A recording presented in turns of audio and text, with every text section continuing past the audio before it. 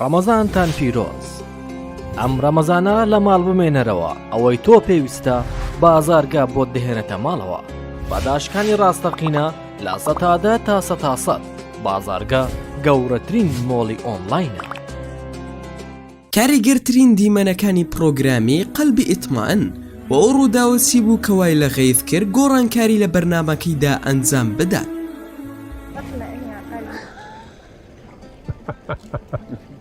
بس كنت معقول انكشف. ليه بتغطي وجهك ما بتبينش؟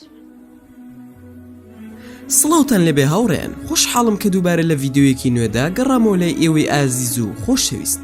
لەم ڤیدیۆیەدا کاریگەرترین دیمەنەکانی وەرزی نوێی پرۆگرامی دڵم ئارام بۆیەوە یاخود ئارامی دڵانمان بۆ هێناون.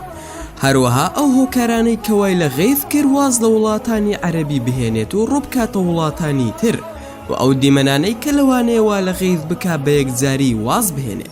بەڵام سەرەتا وەکو چاکەیەک بۆ ماندوو بوونمان نەک فرمانێک پشگیریمان بکەن بەڵایکردنی ڤیدیۆکە و لە بیرشتان نەسێت ئەگەر ئەتانەوێ هەمیشە بابەتی ناوازە لە کەناڵەکەی من ببینن ئەوە هەر ئێستا سەبسکرایبی کەناڵەکەم بکەن و زەنگۆڵی تەنیشتی سەبسکرایبەکەش چالاک بکەن و ئێستاش با دەست پێ بکەین.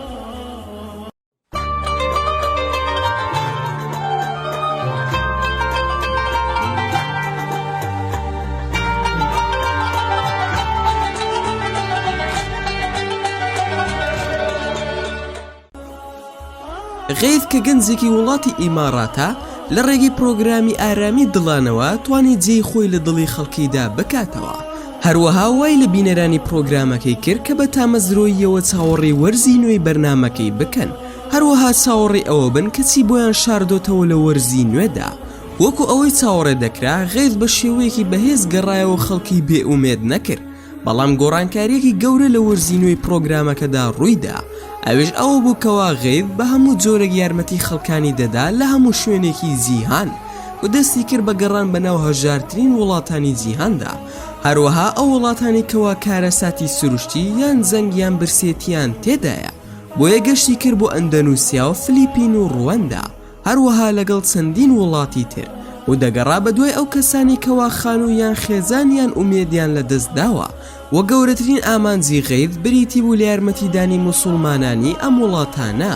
بۆ نمونە کاتێک غەیث یارمەتی ئەم گەنجە هەژارەیدا کەوا تووشی شێرپەنجەی پێز ببوو و خێزانەکەی لە شەڕی ناوخۆدا کوژرا بوون. Hello, how are you? I'm fine. You know Arabic?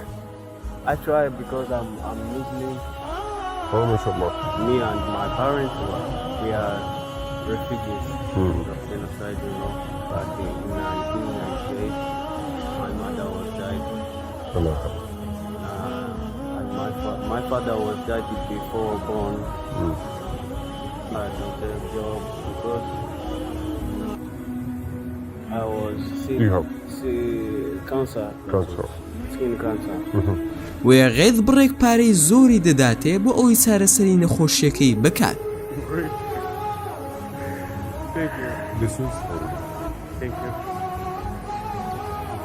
I don't know what I say, but you make me happy. و لەوانەیە هەندێک کەس پرسیار بکەن و بڵێن بۆچی غەیث وازی لە وڵاتە عەرەبیەکان هێنا و ڕووی کردوتە چەندین وڵاتی تر.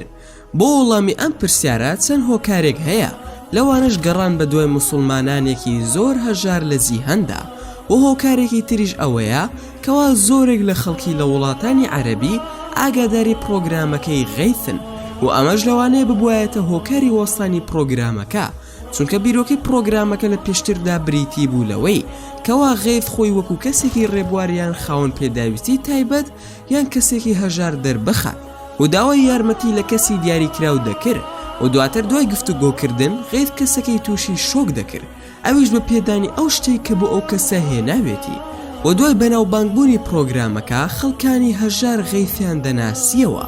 ئەگەر بە ڕوخسارش نیان ناسیایە ئەوە بە شێوەی جلوبەرگ و جانتاکەی دەیان ناسیەوە.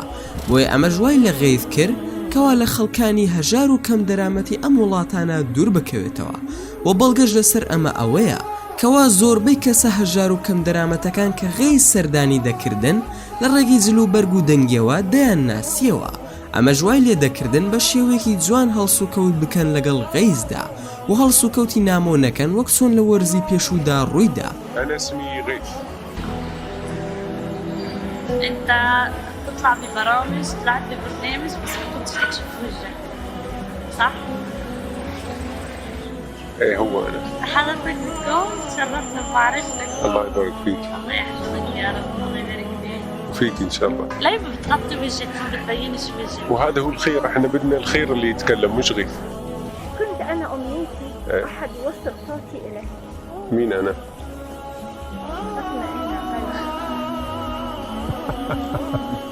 بس كنت ما أقول انكشف. أمي أصحابها و جوانترین دیمەنی ئەم پرۆگرامە بریتیە لە کاردانەوەی کەسەکان کاتێک غەیف دیارەکەیان پێشکەش دەکات. و زیادکراوێکی نوێ لەم وەرزەدا بریتیە لەوەی کەوا غەیف دیارەکە لەسەر شێوەی پۆستەری نامە دەبەخشێت کە پێی دەوترێ پۆستەری دڵخۆشی، و لەناو پۆستەرەکەدا ئەو پێداویستەی تێدایە کەوا ئەو کەسە دەیەوێت، وەکو ئەم کچە بچووکە کەوا کێشەی هەیە لە بیستنیدا و پێویستی بە بیستۆکی گوێ هەیە تا گوێی لە قسەکان ببێت. بەڵام باوکی ئەم کچە زۆر هەژارە و ناتوانێت بۆی بکڕێت و کێشەکەی چارەسەر بکات، بۆیە غێر لەناو پۆستەری دڵخۆشیەکەدا بیستۆکی گوێی بۆ داناوە و ببینن کاردانەوەیان چۆنە.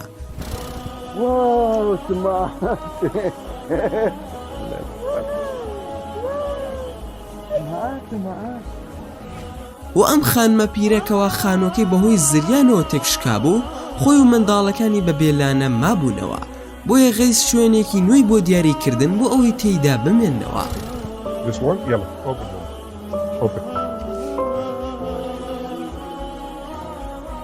الله يبارك. يلا. و ئەم خانمەی تر خاوەنی 5 منداڵە و زۆریش هەژارە، وێ لە بەرەبەیانەوە دەست دەکا بەکارکردن لە بەلەمێکدا. غەیثش بۆ لای دەڕوات و بەلەمێکی تازەی پێدەبەخشێت و ئەمەش کاردانەوەی خانمەکە بوو دوای وەرگرتنی هاوکاریەکە. الحمد لله يا الله. ماما سريانة، نيتك كانت قارب كبير يلا والحين صار من نصيبك. و زۆرێک لە بەشداربووان داوای وێنەیان لە غەیث کردووە، بەڵام ئەو ڕەتی کردوتەوە چونکە نایەوێت ئاشکرا ببێت، بەڵکو ئەو دەیەوێت لە ڕێگەی ئەو پرۆگرامەوە زیاتر هانی کەسە دەوڵەمەندەکان بدات کە سەروەتەکەیان لە یارمەتیدانی کەسە هەژارەکاندا خرج بکەن. و ئەمەش وەڵامی غەیث بوو کاتێک یەکێک لە بەشداربووەکان داوای وێنەیەکی لە غەیث کرد، بەڵام غەیث پێیوت ئینشاءالله ڕۆژێک بۆ ئەوەش دێت، و کچەکە پێی گوت بۆچی خۆش شاردوتەوە و خۆت دەرناخی. غەیثش پێی دەڵێت کە ئەوە خێری کارەکەیە، ئێمە دەمانەوێت خێرەکە قسە بکات نەک غەیث. زۆرێک لە خەڵکی پرسیاری ئەوە دەکەن کەوا بۆچی غەیث هەڵبژێردراوە بۆ ئەم کارە و تا ئێستاش بەردەوامە، چونکە خەڵکی پێیان وایە کەوا زۆرێک لە خەڵکی غەیثیان بینیەوە و دەنگیشی دەناسنەوە، بەڵام هۆکاری مانەوەی غەیث ئەوەیە کەوا گەنجێکی دەم بەخەندەیە و هەڵگیری بەها باڵاکانی ئیسلامە، ئەمە ژوای لێ کردووە لە لای خەڵکی خۆشەویست ببێت. و هۆکارێکی تریش هەیە کەوا غەیث بەم زۆرە لە زاری خۆیەوە باسی دەکات. ئەمە هاوکاری نییە من دەیکەم، سوێن بە خوددا منیش پێویستم بە یارمەتیە لە ناوەوە، منیش پێویستمە بگەمە کەسانێکی دەوڵەمەند بۆ ئەوەی یارمەتیم بدەن. هەندێک جار من پێویستم بە یارمەتی خەڵکیە و هەندێک جاری تریش خەڵکی پێویستی بە یارمەتیدانە، و لە کۆتاییدا هەمومان پێویستیمان بە یارمەتیە لەلایەن خودداوە. ئیتر ئەمە ژیانە و پێویستە بە هەموو زۆرێک پێی ڕازی ببین. و لە کۆتاییدا داواکارین لە خودای گەورە کە نمونەی کەسانی وەکو غەیث زیاتر ببێت. و سوپاس بۆ خودای گەورە لە کوردستانیش چەندین کەسی هاوشێوەی غەیث دەرکەوتونە و هاوکاری کەسە هەژار و لێ قەوماوان دەکەن، و ئێمەش وەکو هەر تاکێکی موسڵمان پێویستە لە شوێنی خۆمانەوە غەیث بین و بەپێی توانە هاوکاری کەسە هەژارەکان بکەین و بڕێک لە خەمەکانی سەرشانیان کەمەوە بکەین. و بەم جۆرەش گەیشتنە کۆتایی ڤیدیۆکەمان. هیوادارم ڤیدیۆکەتان بەدڵ بوو بێت. ئەگەر ڤیدیۆکەمتان بەدڵ بوو ئەوە هەر ئێستا لایکی ئەم ڤیدیۆم بۆ بکەن و هەروەها شێریشی بکەن لەگەڵ هاوڕێکانتاندا. و لە بیرشتان نەچێت ئەگەر ئەتانەوێ هەمیشە بابەتی ناوازە لە کەناڵەکەی من ببینن ئەوە هەر ئێستا سبسکرایبی کەناڵەکەم کەن و زەنگۆڵی تەنیشی سبسکرایبەکەش چالاک بکەن. و لە بیرشتان نەچێت هەر ڕەخنەیەک یاخود پێشنیارێک یاخود بیرۆکەی ڤیدیۆیەکتان بۆ کەناڵەکەی من هەیە ئەوە هەموویم لە کۆمنتی ئەم ڤیدیۆدا بۆ بنووسن و ئینشاءالله بە زووترین کات وەڵامتان دەدەمەوە. و دووبارە و سێبارە سوپاسان دەکەم بۆ تەماشاکردنی ڤیدیۆکەم تا ڤیدیۆیەکی تر و تا کاتێکی تر هەر شاد و بەختەوەر بن و خواتان لەگەڵ بێت و ئامانەتی خوداکە.